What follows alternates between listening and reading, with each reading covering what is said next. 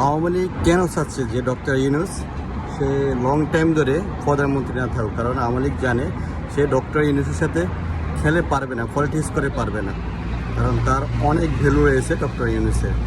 আর অন্যদিকে বিএনপি কেন চাচ্ছে যে ডক্টর ইউনূস ক্ষমতা না থাকুক? কারণ তাদের 15 বছরে যে আক্ষেপ বিএনপির, ওই আক্ষেপটা তারা অতি দ্রুত পাওয়ার জন্য, ক্ষমতাটা পাওয়ার জন্য তারা চাচ্ছে যে সে ডক্টর ইউনূস যেন ক্ষমতায় না থাকে।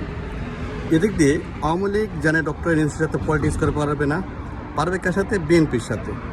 কিন্তু বিএনপি এই জিনিসটা সুযোগ করে দিচ্ছে আওয়ামী লীগকে। তো যে সাধারণ মানুষ, আমরা আওয়ামী লীগ আসুক বিএনপি আসুক, আমরা সবসময় ভুক্তভোগী, আমরা সবসময় তাদের জিম্মিতে থাকতে হবে। এটা হচ্ছে সবচেয়ে চরম সত্য কথা।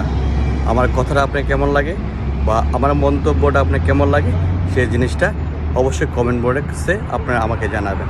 আশা করি আমার ভিডিও যদি ভালো লাগে অবশ্যই শেয়ার করে দেবেন। ধন্যবাদ সবাইকে।